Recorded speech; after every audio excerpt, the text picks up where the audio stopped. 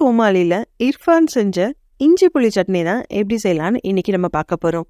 இந்த இஞ்சி புளி சட்னி நீங்கள் எல்லா விதமான டிஃபன் ஐட்டம், இந்த மாதிரி கிளறு சாதம், சாம்பார் சாதத்துக்கெல்லாம் சாப்பிடலாம். ரொம்பவே டேஸ்ட்டாக இருக்கும். இந்த சட்னி செய்ய ஒரு விரல் துண்டு அளவு, ஒரு விரல் சைஸ் அளவுக்கு இஞ்சி, 2 பல் பூண்டு, 4 வரமிளகாய், 1 டேபிள் ஸ்பூன் உளுத்தம்பருப்பு, 1 டேபிள் ஸ்பூன் கடலைப்பருப்பு, ஒரு சின்ன லெமன் சைஸ் அளவுக்கு புளி, உப்பு, கொஞ்சமாக வெல்லம். இதில் இஞ்சி, அந்த ஒரு விரல் சைஸ் இருக்க இஞ்சியை மட்டும் கழுவி மேலே இருக்கிற தோல் எல்லாம் ரிமூவ் பண்ணி குட்டி குட்டியாக கட் பண்ணி எடுத்து வச்சுக்கோங்க.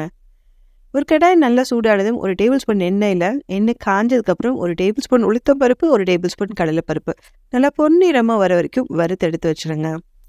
இது கூடவே 2 பல் பூண்டு, 4 வரமிளகாய். இந்த சட்னி ரொம்ப காரமாக இருந்தால் நல்லா இருக்குது, அதனால் 4 வரமிளகாய் போதும்.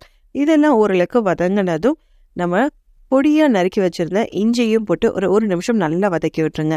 இது கூடவே ஒரு குட்டி லெமன் சைஸ் அளவுக்கு புளி, தேவையான அளவு உப்பு, கடைசியாக ஒரு துண்டு வெல்லம்.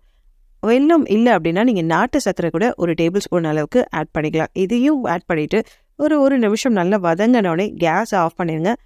ஆஃப் பண்ணி நல்லா ஆறட்டும். ஆறினதுக்கப்புறம் மிக்சியில் ட்ரான்ஸ்ஃபர் பண்ணிவிட்டு ஃபஸ்ட்டு ட்ரையாக அரைச்சி அதுக்கப்புறம் கொஞ்சமாக தண்ணி ஊற்றி கெட்டியாக குறைப்பாக அரைச்சி எடுத்துட்டீங்க அப்படின்னா இந்த இஞ்சி புளி சட்னி ரெடி ஆயிரும்.